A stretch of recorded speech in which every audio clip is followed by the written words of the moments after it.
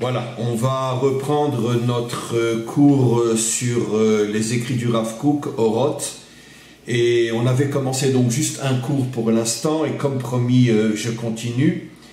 Et je veux juste revenir sur une phrase importante qui a été dite dans le premier cours, le cours précédent, et que je vais expliquer plus profondément.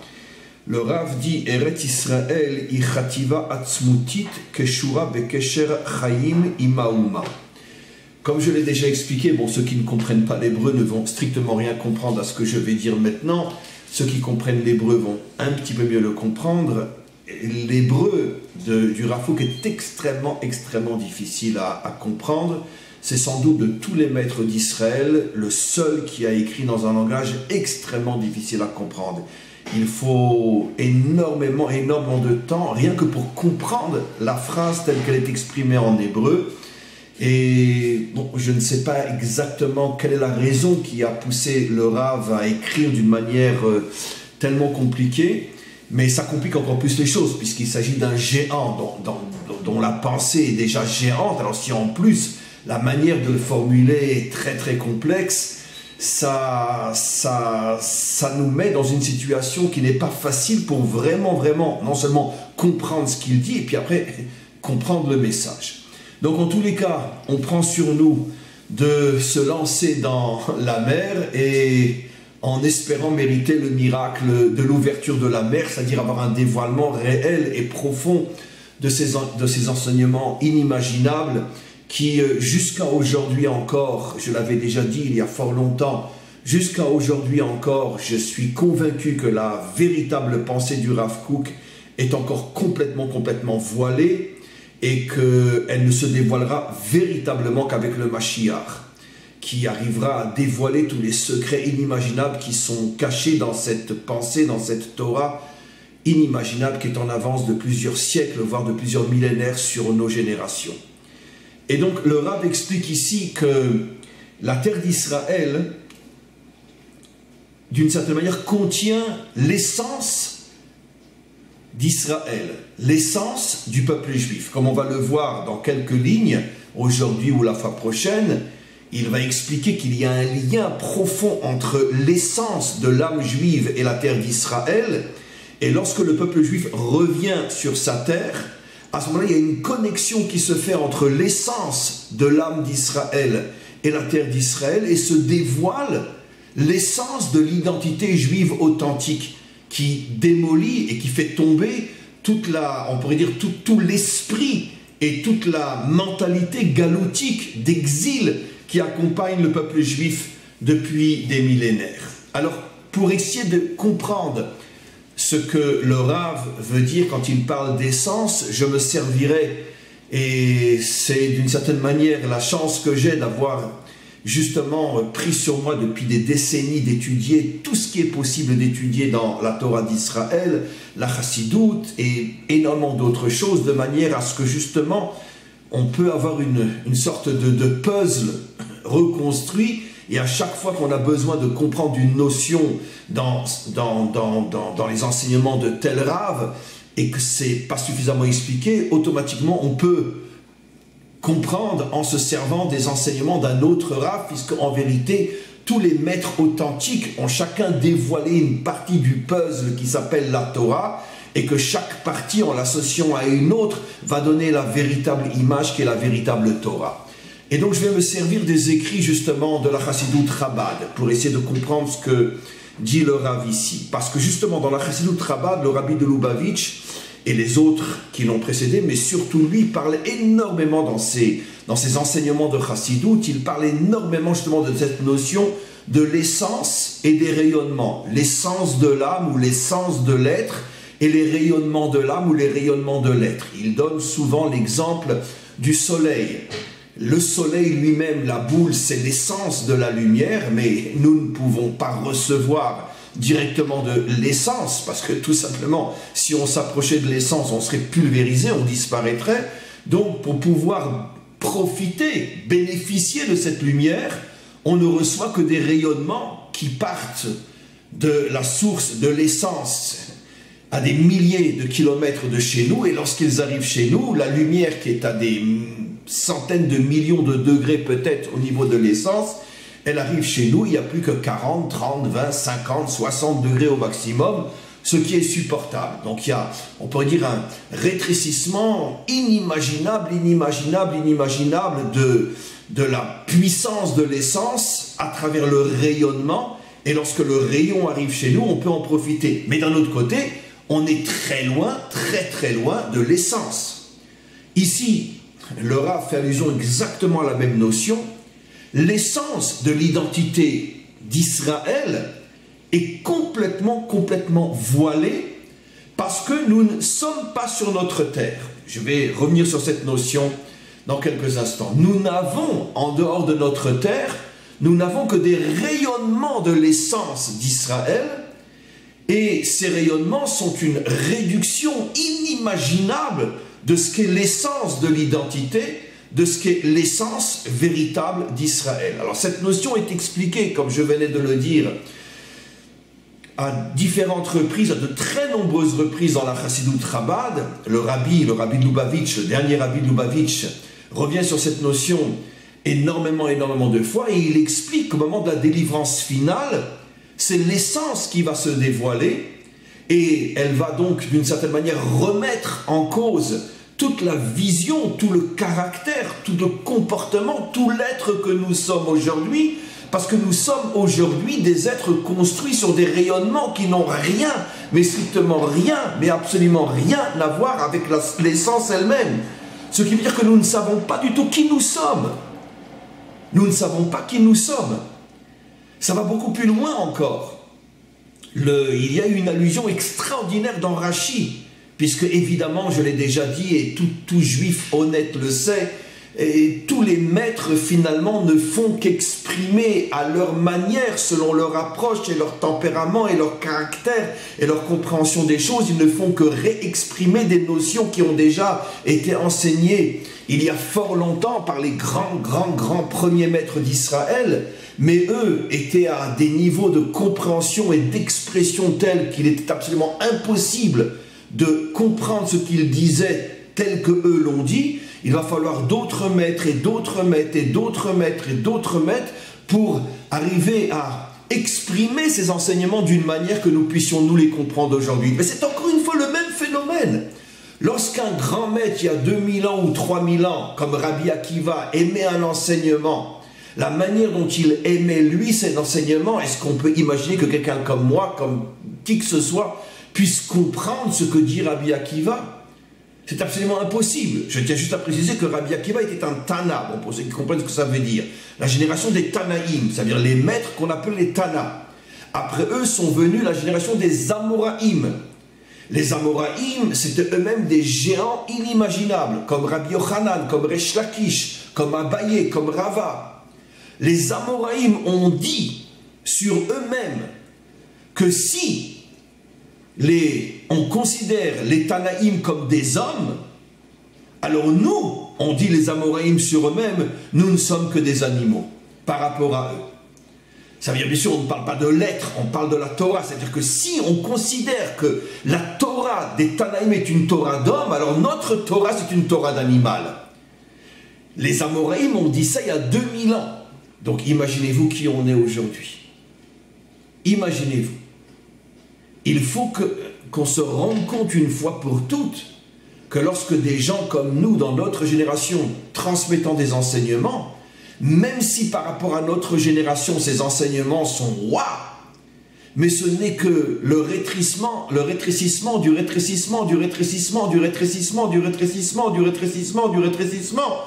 l'essence de l'enseignement tel qu'il a été enseigné par Rabbi Akiva à son époque ou d'autres. C'est exactement ça le phénomène. On le retrouve, ce phénomène de l'essence et du rayonnement, on le retrouve, mais dans une infinité de domaines. Revenons maintenant à ce que j'explique. Cet enseignement avait déjà en vérité été dit, mais d'une manière incompréhensible, par Rashi, dans la Torah, qui lui-même le rapportait des maîtres du Talmud, à partir d'un mot qui est volontairement écrit faussement dans la Torah. J'ai déjà expliqué des milliers de fois qu'il y a énormément d'erreurs volontaires dans on pourrait dire dans l'hébreu biblique, Parce que ces erreurs suggèrent des enseignements qui, justement, à cause de l'erreur, mettent en évidence, attention, mais qu'est-ce qui se passe? Pourquoi le mot est écrit comme ça? Et grâce au fait que le mot est écrit comme ça, automatiquement, hop, j'arrive à comprendre que se cache un enseignement. Au sujet de la création de l'homme, il est dit « Vayetzer Elokim et Adam ». Mot à mot, traduction simple, Dieu a formé l'homme. Yetzira, c'est une formation. Le problème, c'est que le mot Vayetzer, dans toutes les universités hébraïques en Israël et en hébreu juste, s'écrit Vav Yud Tzadik Resh. Il n'y a qu'un seul Yud, Vayetzer. Or là, dans la Torah, le mot est écrit avec deux Yud. Vayetzer, Vav Yud Yud Tzadik Resh. Deux Yud. C'est une erreur grammaticale. Si aujourd'hui quelqu'un écrit une rédaction et écrit deux Yud à Vayetzer, le professeur va mettre en évidence qu'il a fait une faute. Une faute d'orthographe, une faute de grammaire. Le bon Dieu ne peut pas ne pas savoir parler l'hébreu. Et Moshe Rabbeinu, évidemment, qui connaissait l'hébreu. Donc l'intention de transmettre un message. L'erreur, dans l'hébreu biblique, thoraïque, est le véhicule d'un message. Et Rachi explique au nom des maîtres d'Israël, ces maîtres qui ont vécu 1000 ans avant lui, puisque Rachi a vécu à peu près il y a 1000 ans, il rapporte un enseignement de maîtres qui ont vécu il y a 2000 ans et plus, et il dit pourquoi il y a deux Yud, un enseignement extraordinaire. Parce que le Yud fait à la forme d'une goutte. Et Rachi dit, le Yud fait allusion à une goutte de semence. Et il dit pourquoi Vayetzer a deux Yud, deux gouttes de semence? Parce que l'homme va être créé deux fois. La première fois, c'est toute l'histoire jusqu'à la délivrance finale. Et à partir de la délivrance finale, l'homme va être créé une deuxième fois. Et ça sera un homme totalement différent de l'homme que nous connaissons aujourd'hui. Si on réfléchit un petit peu dans notre vie à nous, aujourd'hui, je suis des milliards et des milliards et des milliards et des milliards et des milliards de fois différent de ce que j'ai été il y a quelques décennies quand je n'étais encore qu'une goutte dans le ventre de ma mère. Et bien exactement de la même manière, l'homme qui va apparaître après la délivrance finale sera des milliards et des milliards et des milliards de fois différent de l'homme que nous sommes aujourd'hui. Il y aura une recréation de l'homme. Est-ce que c'est sur le plan physique ou sur le plan psychologique, sur le plan nishmatique, sur le plan de l'intelligence? Je ne sais pas. Mais en tous les cas, ce qui est sûr, c'est qu'un homme nouveau va naître. Et pourquoi? Là, on revient aux enseignements de la chassidoute. Parce que l'homme que nous sommes aujourd'hui, c'est un homme qui est construit à partir des rayonnements de l'essence et non de l'essence. Donc, on est un être extrêmement, on pourrait dire, tzimtzumisé, extrêmement rétréci par rapport à l'être normal qui n'apparaîtra qu'à partir du dévoilement de l'essence. De la même manière qu'un rayon de soleil arrive ici sur Terre, il a 40 degrés, 50 degrés, 60 degrés dans le désert, mais à sa source, il a des millions de degrés. Vous imaginez la différence entre la fin du rayonnement et l'essence? De la même manière, l'homme que nous sommes aujourd'hui, c'est du 50 degrés par rapport. Si on est un homme droit, juste, grand, il y a des hommes qui font du -5, du -20, du -30. Il y a des hommes qui font du 0, il y a des hommes qui font du 5, du 10, du 15. Il y a des hommes qui font du 60 degrés. Mais par rapport, même les 60 degrés, par rapport à l'homme de la délivrance, qui lui sera l'homme de l'essence, il n'y a plus de comparaison possible. Et donc, dans notre âme aujourd'hui, explique le Rabbi, nous ne percevons que des rayonnements de notre âme, et toute notre vision du monde, et aussi et surtout tout notre service divin, n'est qu'un rayonnement du service divin authentique par rapport à l'essence qui va se dévoiler. Notre compréhension de la Torah, l'accomplissement des commandements divins, notre compréhension de Dieu et notre vision du monde, tout ça, ce n'est qu'un rayonnement par rapport à l'essence qui est encore complètement cachée. Et ici, je reviens maintenant à Rav Kook, le Rav dévoile, et c'est extraordinaire, et c'est tellement vrai, que le seul endroit au monde où l'essence peut se dévoiler, c'est quand le peuple juif est connecté à sa terre, mais comme on veut le voir, pas seulement j'habite à Tel Aviv ou j'habite à Jérusalem. Non, on ne parle pas de ça. C'est une connexion profonde que le Rav va expliquer sur des centaines d'enseignements, les uns après les autres. C'est on pourrait dire une série d'enseignements sur le secret de la terre d'Israël, comme on va le voir. Et donc, évidemment, n'imaginez pas qu'on va tout comprendre dès aujourd'hui, ni même demain, ni la semaine prochaine, ni la semaine d'après. Ça va prendre énormément de temps. Et à chaque fois, on va construire encore un peu plus. Alors maintenant, bien sûr, on pourrait se poser une question. Donc, mais on a déjà été sur notre terre. Alors, on va le voir au fur et à mesure. Encore une fois, le problème n'est pas uniquement d'être sur notre terre. Le problème est d'être connecté véritablement au secret qui se cache dans notre terre, comme on va le voir encore aujourd'hui. Parce qu'on peut être sur notre terre et malgré tout, et ne pas être connecté à 100% à ce secret. En vérité, l'essence de la terre d'Israël, qui, au moment où elle se dévoilera, cette essence, dévoilera aussi l'essence de notre âme et fera de nous des êtres complètement différents de tout ce que nous avons été pendant des millénaires, depuis la sortie d'Égypte, cette essence-là ne se dévoilera réellement qu'avec le Mashiach. Il y a eu, bien sûr, des dévoilements d'essence à l'époque du roi David, à l'époque du roi Salomon, avant, après, à l'époque des juges, etc. Mais c'est toujours, encore une fois, une partie du dévoilement de l'essence. Mais le dévoilement de l'essence totale ne se fera qu'avec la délivrance finale. Je tiens à rajouter aussi, bien que le maître ne le dit pas ici, que le dévoilement de l'essence de l'âme d'Israël est directement lié à la paix dans le monde et à l'unité dans le monde. Et surtout, la paix et l'unité entre Israël et les nations.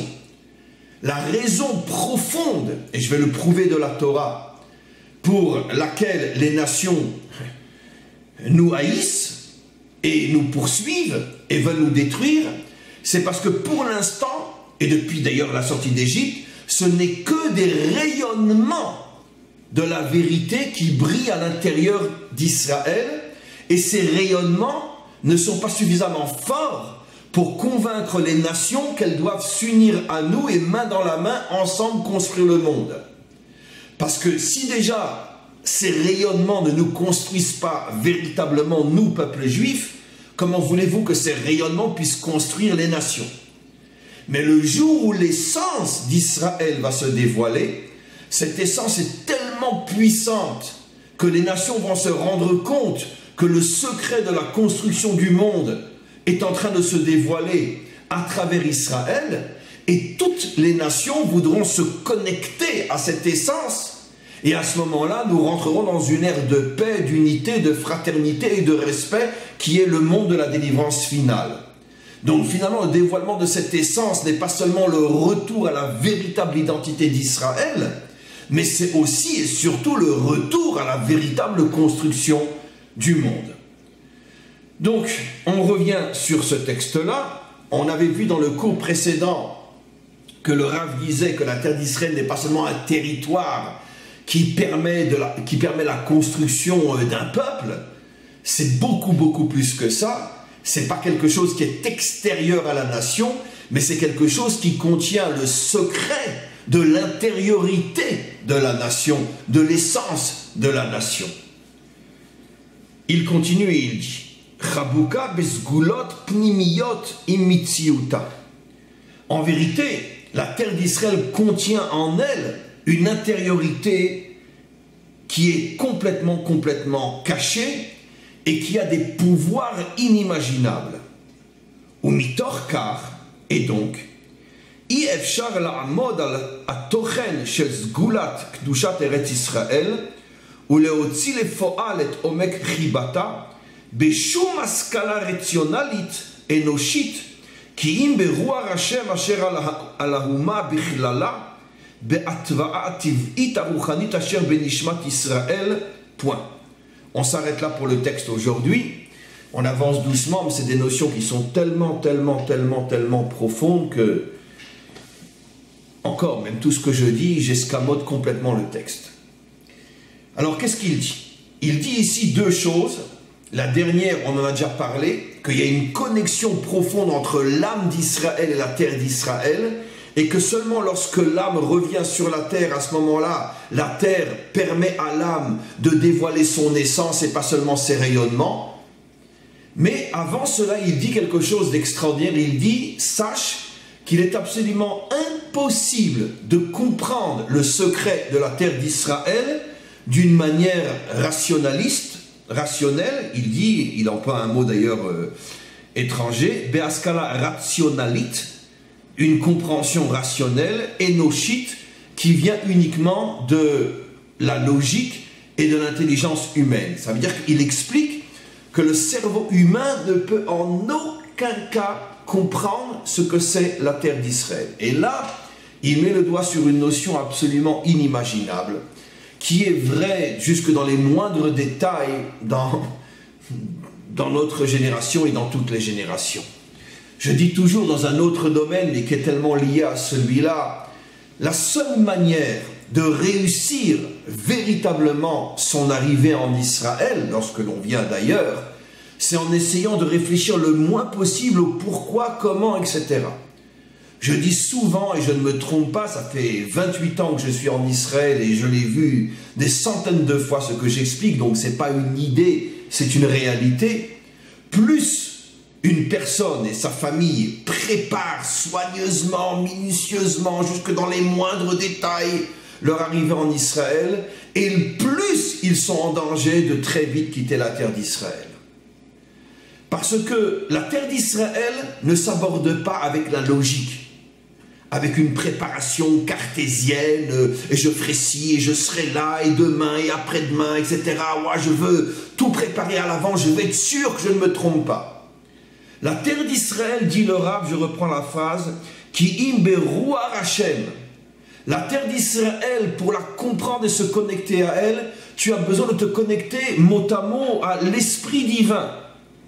Asher alaouma bichlala. Cet esprit divin, ce roi Hashem, qui est, on pourrait dire, la faculté de la nation d'Israël, de contenir en lui cet esprit saint. Be'atbara tiv'it, et que cet esprit saint, tu le trouves aussi benishmat Israël, dans ton âme, mais pas dans ton cerveau. Je reviens à ce que j'explique. J'ai vu dans ma propre expérience tellement de gens qui ont préparé pendant des mois et des mois et des mois leur venue en Israël, jusque dans les moindres détails, et au bout de quelques mois, autant de mois qu'ils ont pris à préparer leur venue, ces mois-là, c'est ce qu'il leur a fallu pour repartir. Pourquoi ? Le Rav explique ici, parce que l'approche vis-à-vis de la terre d'Israël ne peut pas être uniquement rationnelle et logique. Tu vis en France, tu décides de partir vivre en Suisse ou vivre en Angleterre ou au Canada, comme on le sait, ça se fait énormément ces derniers temps, et on peut comprendre pourquoi, que tous ceux qui ont la possibilité quittent la France. C'est vrai que si tu décides de partir à Londres, tu vas... Cette décision, elle est fondée sur des aspects purement et uniquement logiques et cartésiens. Pourquoi, comment, qu'est-ce que je vais faire, etc. Il n'y a pas d'autre raison de partir. Voilà pourquoi je pars, et voilà où je vais, pourquoi j'y vais, et qu'est-ce que je vais faire là-bas. Donc, tout départ d'un pays pour un autre pays n'est fondé que sur des arguments logiques. Le Rav explique, c'est la dernière chose à faire quand tu décides de venir en Israël. Attention, je rajoute, et je le dis moi-même des dizaines, des centaines de fois, quand on me téléphone de France, on me demande, voilà, Rav, je voudrais venir, mais j'ai tel ou tel problème. Évidemment que j'essaye d'aider à ce que la compréhension puisse suivre le désir de venir. Et encore, si je sens que j'ai en face de moi quelqu'un qui a une émouna, qui a une confiance inimaginable, je vous dis franchement, je vous dis écoute, vu comment je te sens, comment je te ressens, arrête de te poser des questions, viens, tu réussiras. Moins tu te poses de questions et plus tu réussiras. Si je sens que la personne est quelqu'un qui a des doutes, voyez, vous savez, rave, etc., je donne quelques arguments, si j'ose dire, logiques et rationnels. Mais toujours, je me sens le devoir de préciser Mais sachez que tout ce que je peux vous dire n'est que l'ombre de l'ombre de l'ombre de l'ombre de l'ombre de la véritable raison pour laquelle il faut venir.